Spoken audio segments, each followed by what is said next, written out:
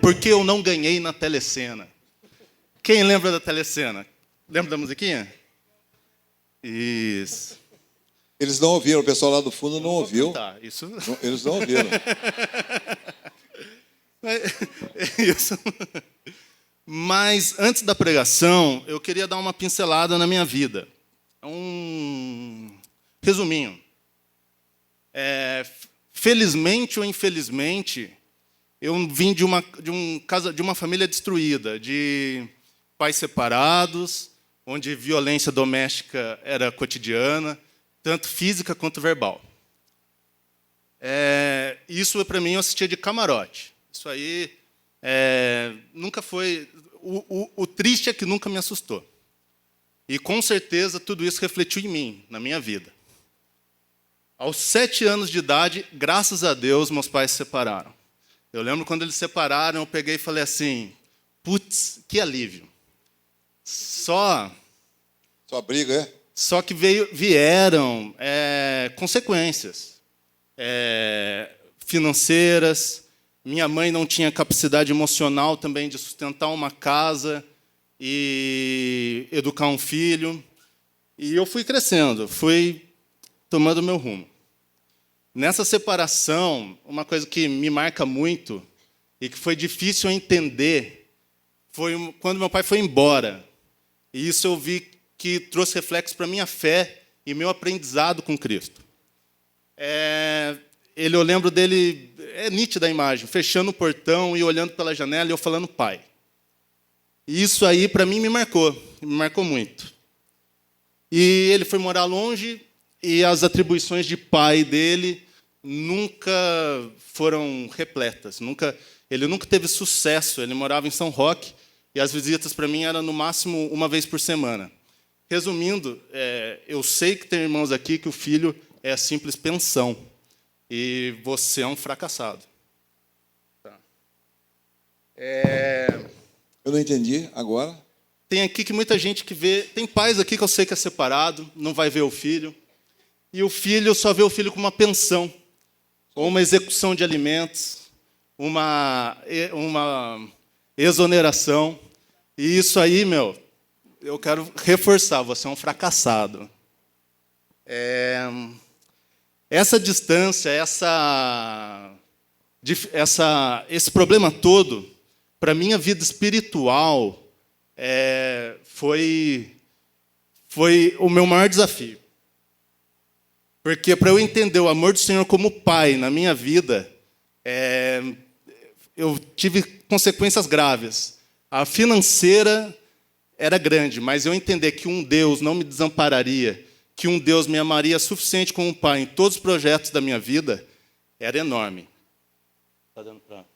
Está indo? Tá bom. E por que da Telecena?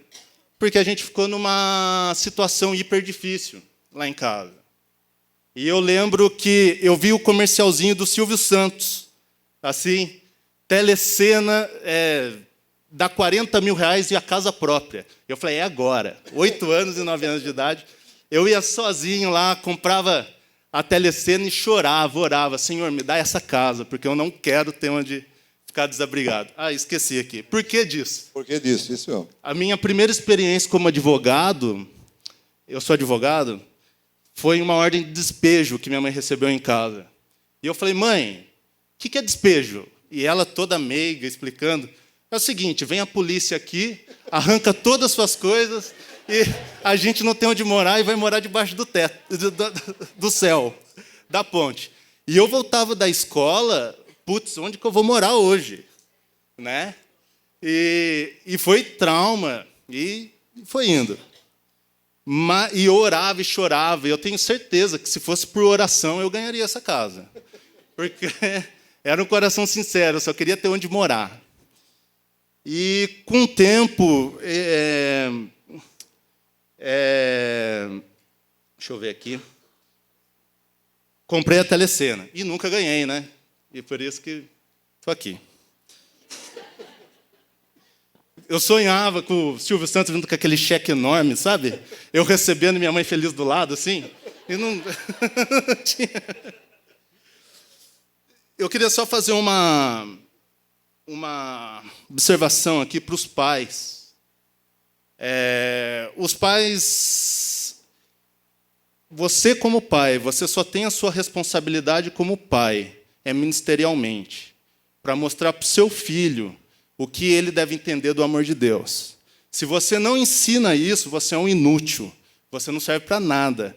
Perante Deus, você, para mim, você não vai apresentar nada para ele. Não adianta você pregar, ter hippie, tudo, o pastor te elogiar aqui, mas dentro da sua casa, ou as suas atribuições você não cumprir. Tem muito pai aqui que, de vez cuidar do filho, o filho tem tablets, smartphones, computador, e quem cuida dele é pornografia, o Facebook, pedofilia. Ou então amigos com conselhos errados. E eu tenho certeza que nessa igreja tem isso. Com 11 anos de idade, eu fui tendo noção das coisas. Fui tendo mais discernimento. E, por tanto trauma, por tudo que eu fui passando, eu coloquei uma coisa na minha vida. Não perdoar quem me prejudicasse e ofender fisicamente todos aqueles que tentassem me prejudicar. E meu lema era, vão me derrubar, mas eu levo muita gente junto comigo.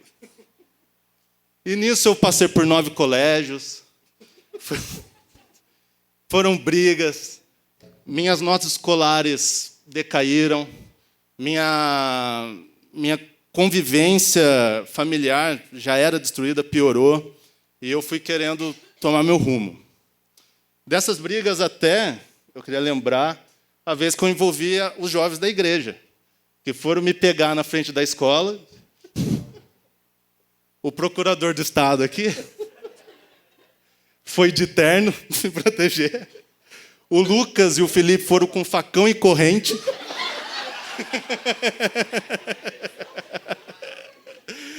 O Fucu saiu do trabalho, o cavalo e aquela baixaria toda. E a outra briga, de várias, foi quando tentaram roubar meu carro. E eu peguei o cara e fui eu, o El e o Fucu para a delegacia. E o Fucu orando por mim dentro do banheiro da delegacia. É outra pregação que dá para fazer dessas historinhas aqui. Mas começou, e eu me tornei um jovem rebelde, um jovem amargurado, seguindo o caminho do Senhor. Mas o monstrinho que eu criei da falta de perdão e da agressividade, eu fui alimentando. E esse é o breve relato meu. Para contar, eu trouxe alguns momentos da minha vida e encaixei no Salmo 23, que é muito jargão de crente, mas eu acho que se a gente começar a levar a fundo e entender do jeito que eu tenho entendido, que eu creio que é o certo, eu acho que nossa vida começa a tomar outro rumo. Salmo 23, versículo 1, diz assim: o Senhor é meu pastor e nada me faltará. O Senhor é meu pastor e nada me faltará, ele é o jargão de todo crente com uma Brasília ou uma Kombi velha. Né? E todo mundo acha que esse versículo é que você não vai ter nada, que você vai ter dinheiro e Deus é obrigado a te dar dinheiro, Deus é obrigado a te dar um marido, Deus é obrigado a te dar qualquer coisa. E isso não vai fazer falta e faltas na sua vida não vai ocorrer. Só que acontece, na verdade, assim como para mim, que faltou um pai, faltou discernimento, o Senhor supriu todas elas. Eu nunca dormi embaixo da ponte. Eu nunca dormi embaixo da ponte, mesmo tendo ordem de despejo. Na minha casa podia faltar muita coisa, só que nunca faltou alimento. Na minha casa nunca faltou o verdadeiro caminho. Na minha casa não faltou a palavra do Senhor. E eu queria falar também, se você, pai, que não tem condição mesmo, já decretou que você é um inútil, pelo menos continua vindo na igreja para apresentar o Senhor para o seu filho. E daí eu queria ir para o versículo 2 e 3, que diz assim: deitar-me faz em verdes pastos, guia-me mansamente em águas tranquilas, refrigera minha alma, Guia-me pelas veredas da justiça por amor do seu nome. Apesar de tudo que aconteceu na minha vida, na adolescência eu me envolvi dentro da igreja. Apesar de ter aquele monstro da falta do perdão evoluindo, da agressividade, eu me envolvi com jovens daqui da igreja, coloquei eles em bastante confusões também aqui. O pastor me pediu para um cara no Três Marias me arrebentar. Foi incrível a minha história. E nessa caminhada eu fui, apesar de não ter um pai, de ter ido... de faltar, minha mãe não ter como que diz? Estrutura para cuidar de mim, eu fui seguindo aqui na igreja. E eu acho muito bonito quando fala em Mateus 15, 27, que quando a mulher cananeia pede para Jesus para que cure a filha dela, e ele fala que não tinha nada a ver com ela, e ela fala assim, mas até os cachorrinhos comem da migalha dos seus senhores. Calma aí que deu uma engasgada agora. E nessa minha caminhada eu fui, por malandragem, ou por misericórdia de Deus, eu fui vendo homens de Deus, como que eles agiam dentro da casa deles, e o que eles iam fazendo, como tratavam os filhos, que eram o Eros, o Quinho. E eu fui tendo noção do caminho que eu estava seguindo.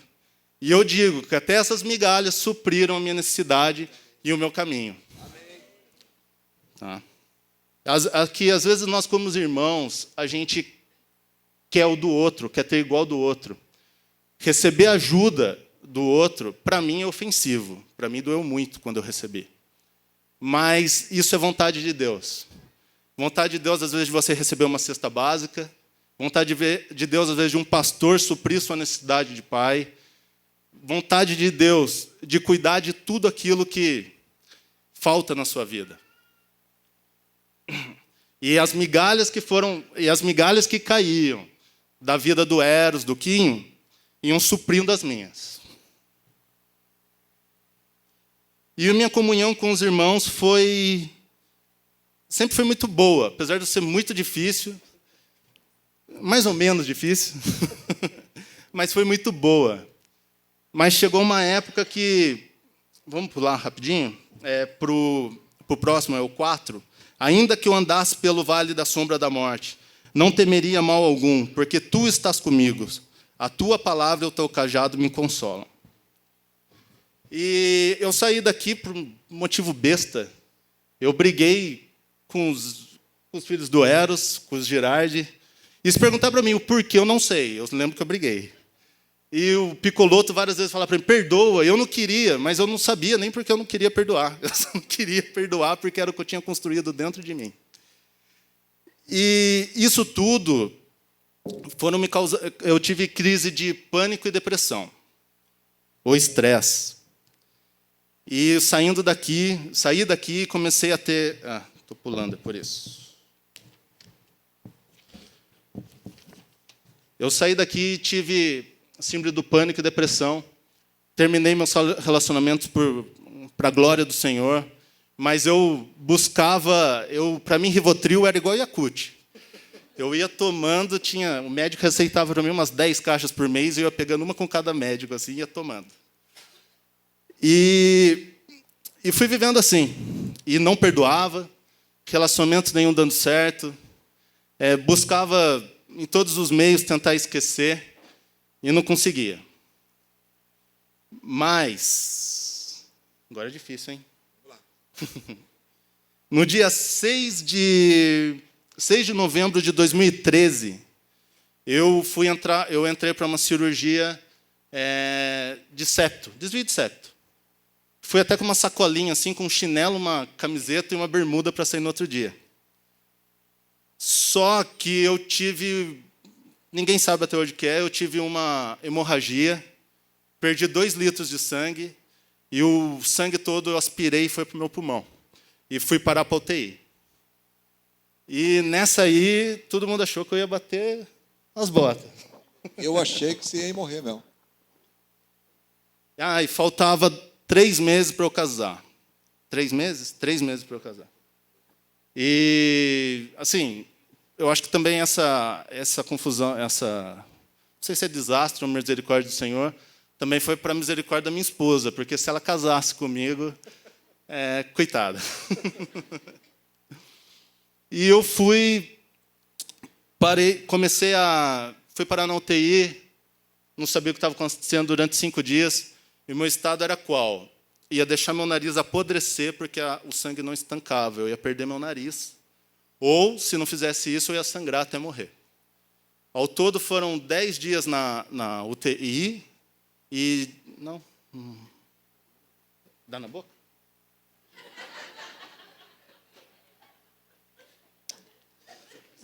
Obrigado. Foram 10 dias na UTI e 18 no hospital. Só que nesses dias da UTI, eu tinha que deixar apodrecer meu nariz, eu ficava com tudo estancado para o processo de apodrecimento ir mais rápido. E eu acordei no meio da UTI. Foi um dos momentos que eu tive a certeza quem era a mulher da minha vida, porque eu acordei com ela cantando "Creio que tu és a cura" para mim. E eu fui na UTI e comecei a vomitar, eu sentia meu podre, a podridão, não conseguia respirar, meu olho fechava e eu falava: Senhor, eu vou morrer. E até que um dia eu realmente me senti muito fraco, falei: já era, não vai dar. E começou a amolecer meu corpo não sentia mais nada, e eu peguei e falei: Senhor, eu estou indo, não vai dar. E eu entrei num jardim onde eu via só as pontas das árvores e um entardecer. E eu ouvi assim: você não vai morrer. Você não vai morrer. Mas escuta só. E eu lembro que foi num domingo, que era o dia que as igrejas estavam orando por mim. Escuta as pessoas orando por você. E eu escutava um monte de voz, não definia uma oração, mas eu escutava várias vozes. E eu escutei e fiquei quieto, olhando para cima, e Deus falou: até aqueles que você não perdoa estão orando pela sua vida nesse momento. Não. Calma aí que estou fingindo. E Deus falou isso para mim. E nesse momento eu entendi o quê? Além de ter que perdoar. Eu entendi que o Senhor era meu Pai. Eu entendi que no vale da sombra da morte o Senhor ia me guiar. Eu entendi que eu não precisava de nada. Entendi que eu não era necessário. Todo o trauma da minha vida, o Senhor me pegou e falou: está entendendo o que eu estou falando para você? O que o Senhor quer para você, o que eu quero para você. Jeremias 29. E eu saí, estou aqui com meus irmãos, acho, se tem alguma coisa, usar o seu. Mas eu saí, Deus tem feito grandes coisas na minha vida. Sim. E por ter esse coraçãozinho durinho, eu achava que eu também não precisava de ninguém. Não era necessário ninguém na minha vida. E um dia, naquela agonia, tinha uma enfermeira. Uma faxineira. E eu sozinho, eu falei para ela: segura na minha mão um pouco. E ela pegou e falou assim: eu não posso, eu sou suja para você. E eu fiquei sozinho na UTI. Mas agora eu me perdi. E saí da UTI, a minha depressão e meu pânico, eu voltei para o psiquiatra. Falei: olha, o Rivotril é bom, né? E o psiquiatra pegou e falou assim: cara, você não tem mais nada. Ele falou assim: você não tem mais nada, não sei o que aconteceu, você não tem mais nada. Toma um mês aí, depois não volta mais. Assim. E eu fui curado disso aí. E aí, o último versículo: preparas uma mesa perante mim na presença dos meus inimigos, unge a minha cabeça com óleo, e o meu cálice transborda. Durante a minha vida inteira, o fato que eu vou contar aconteceu até antes da cirurgia. Durante a minha vida inteira, eu ouvi e criei e tinha certeza que eu não seria nada e que meu futuro era certo. Meu futuro... E das coisas que mais me marcou foi minha avó falando para mim: você não vai ser nada. Você tá rumo à destruição. Falou: olha a sua família como é. E realmente ela tinha razão. Só que eu não acho que eu não precisava ter ouvido, mas ela tinha razão. Mas um dia Deus falou comigo, até na crise de ansiedade lá, de depressão, que eu estava dirigindo e peguei e falei assim: eu tenho que chorar, eu preciso de um lugar para chorar. E eu apertei a casa da minha avó e entrei na sala e comecei a desandar a chorar. E Deus falou comigo através da boca de quem me amaldiçoou. Ela falou assim: como você está triste se Deus tem feito grandes coisas na sua vida? De todos os netos você o daria errado, e sua vida está dando tudo certo. Deus tem te abençoado. Então... Peraí, eu preciso ajudar para tirar um amém dos irmãos. Peraí, não fique. Veja bem, a avó dele, ela disse o seguinte: olha, você não presta para nada. Imaginar que um pai ou uma avó fale isso para um neto ou para um filho é uma coisa horrorosa, é uma condenação terrível. Você não serve para nada. Você olha, não vai dar nada, você não vai prestar para nada. E depois de toda essa aflição que ele experimentou, ele voltou na casa da avó. E a avó dele, quando viu ele chorando, ela tentando consolar, ela disse assim para ele: mas por que você está chorando? Você dos meus netos é o único que está dando certo. Então, para entender aquilo que os homens imaginam e que tem tudo para dar errado, no Senhor tem tudo para dar certo. É essa, você entendeu? Entendi. É essa a história. E a aplicação é nessa. Vale para você na sua vida, nas dificuldades da sua vida. É o seguinte: talvez você esteja com todos os ingredientes diagnosticados, já que vai dar tudo errado. Segundo a ótica do mundo, vai dar mesmo. Mas quando Deus age, as coisas mudam. Continue. E esse ano que Deus tem dado essa mensagem para mim, eu entendi da telecena. Eu entendi a telecena do cristão, a telecena do Deus vivo que a gente tem vivido aqui. Essa telecena é o versículo 6, que diz assim: certamente que a bondade e a misericórdia me seguirão todos os dias da minha vida. E habitarei na casa do Senhor por longos dias. A minha telecena. E habitarei na casa do Senhor por longos dias.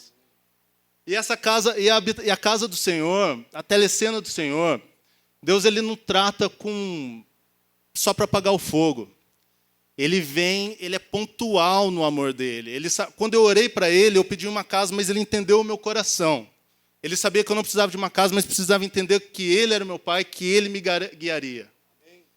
E isso aí, para mim, deixa eu ver. Eu tenho entendido que o Senhor é o meu cuidado, é a minha casa, que Ele não me trata por sorte. Ele não vê um japonês cabeçudo orando e fala: hoje é você. Ele pega e fala: eu vou cuidar de você. Basta a nossa oração, basta naquilo que a gente crê. A minha telecena, ela deu muito mais que uma casa. Hoje, graças a Deus, eu tenho um apartamentinho, né? Estamos pagando em dia, não estamos devendo nada. Mas eu tenho um apartamento, mas eu tenho uma esposa temente a Deus. Aleluia. O sogro da minha esposa é o Senhor Jesus Cristo. Aleluia. O sogro da minha esposa é o Senhor Jesus Cristo.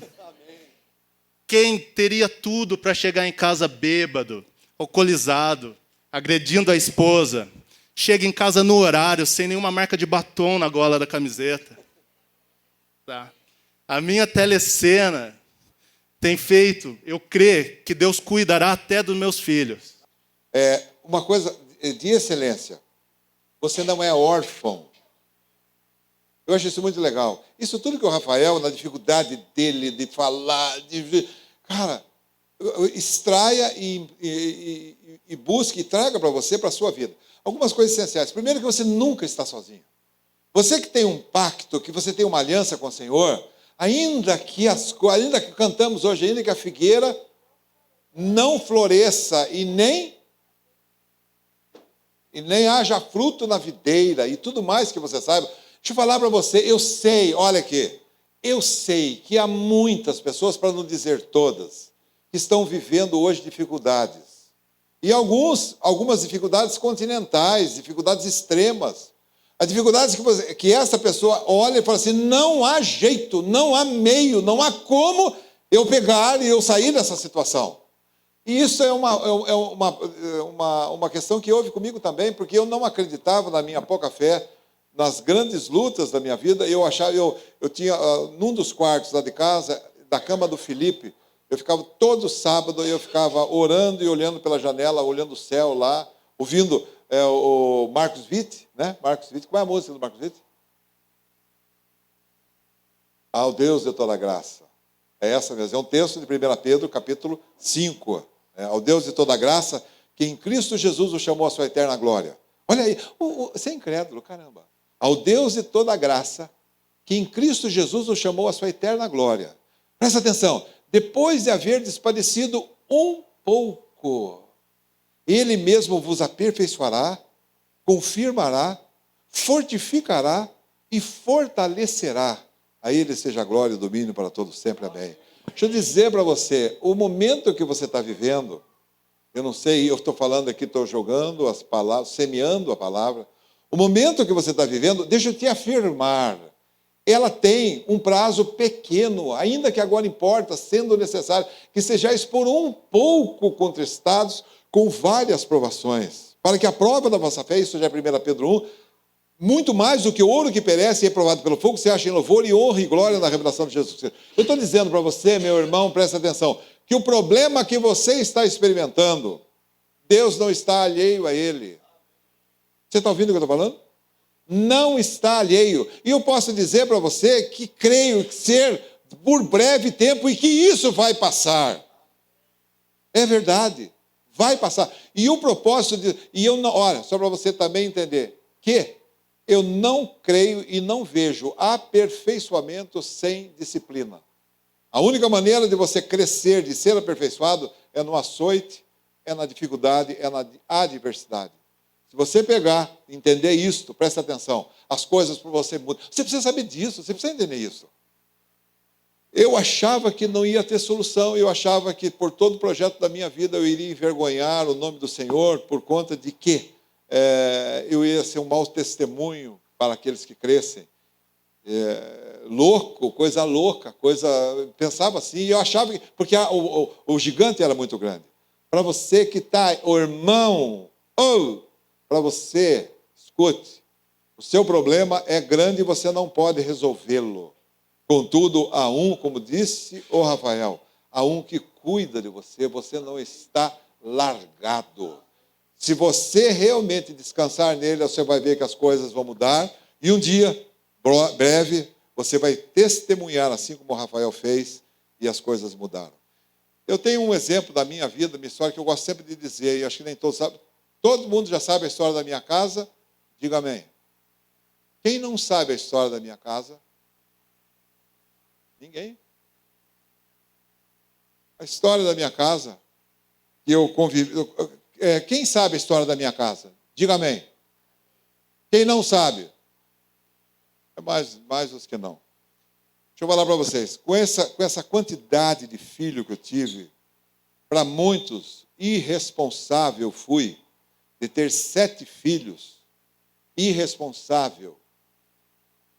Imagine isso. Nessa criação, eu pude ver toda a mão de Deus na minha vida. Eu vi. Se você falar assim, você viu, ou se um anjo do Senhor desceu na sua casa, não foi. Mas eu vi a solução das dificuldades e dos problemas que eu não conseguia resolver. Com esse bando todo, que não é quadrilha, né? Mas é o quê? Mais de 4 é quadrilha. 7 o que é? Arrastão. As minhas dificuldades financeiras foram absurdas. Escute isso, isso é para o teu consolo, o teu conforto, de você crer nisso, que você que está vivendo dificuldades e coisas desse tamanho, deixa eu te falar, isso é para você, eu sei o que é ter dificuldade. E eu fiz presta atenção, a casa que eu moro hoje, eu terminei ela em 90, Felipe, 99, Felipe? Felipe? Não está aí? Eu acho que foi em 99. 99. Portanto, quantos anos? 17 anos. Escuta só. Eu peguei para resolver o problema, isso que ele está falando de casa, né? Que ele tinha medo de ser o quê? Despejado.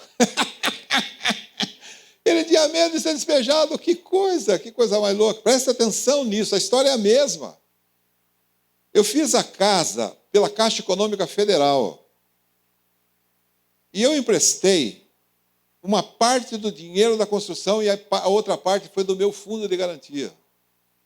E tinha uma coisa combinada com a Caixa de que as prestações iriam ser debitadas diretamente do meu pagamento. Estava tudo combinado. Sucede, contudo, que esta condição, a CDHU, que eu trabalho, você não sabe, eu sou engenheiro, sou gerente regional do CDHU, a CDHU não concordou com esse débito na conta.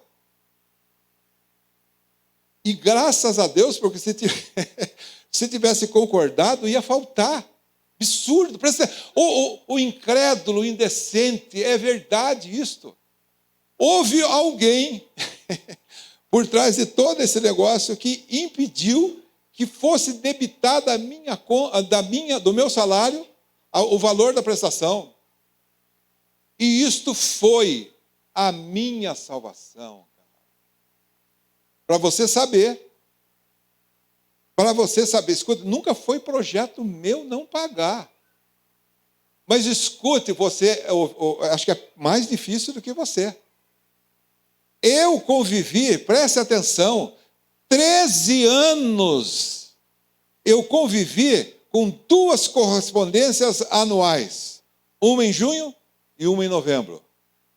Esses 13 anos, todos os anos, a casa em que eu morava foi a leilão, rapaz.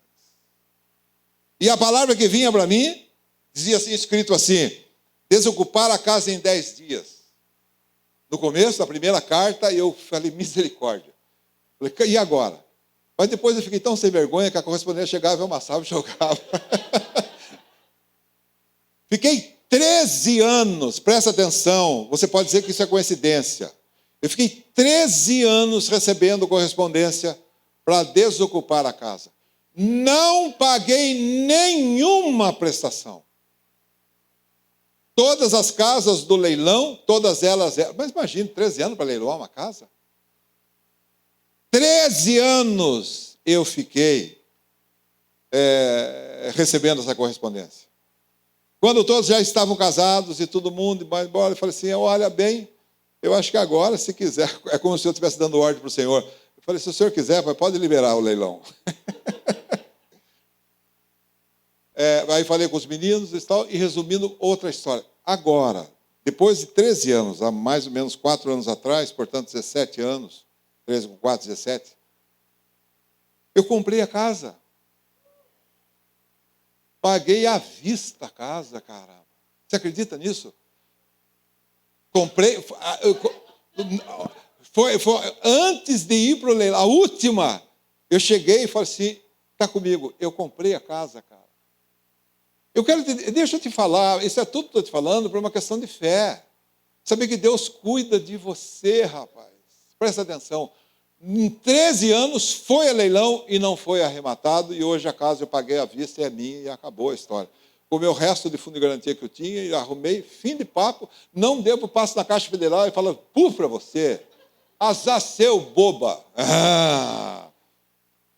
Para você, isso é fortalecimento da sua fé. E uma última, que eu acho que dá para contar, com relação à escola das crianças. Das crianças, né? Todos os anos, como eu não conseguia pagar as prestações durante o ano, para eu fazer a matrícula, eu tinha que fazer negociar a minha conta, para eles a minha dívida, para eles continuarem liberarem a matrícula e tudo mais. Todos os anos. No ano de 2000, acho que é 2000, ou de 1000, é nessa época, dessa loucura. E era real já, só para você entender, e era real. A moeda era real. Eu fui fazer um acordo lá aqui na reitoria da Unital. E quanto foi que eu paguei pela prestação desses baguás aqui, caramba? Eu fiz um acordo, e para eles continuarem no jogo, eu fiz um acordo, a Inês, quem conhece a Inês lá da Unital? Tem alguém que conhece? Diga amém. A Inês da Unital, se você encontrar com ela, você pergunta para ela da história, da minha história. Ela acompanhou de perto, porque todos os anos foi a mesma aflição. No ano, eu não sei, acho que foi de 1900 ou de 2000, 99. Eu fiz um acordo, presta atenção, eu fiz um acordo lá na Unital agora, para pagar as prestações, as mensalidades do ano anterior. Sabe quanto foi esse acordo? 25 mil reais. Naquela época, 25 mil reais, dinheiro de hoje. E eu dei 5 cheques, presta atenção, eu dei 5 cheques de 5 mil reais. 5 e tarará, dividido deu 5 e pouquinho cada um. Eu consegui na primeira, paguei a primeira. E a segunda também. E a terceira. E a quarta.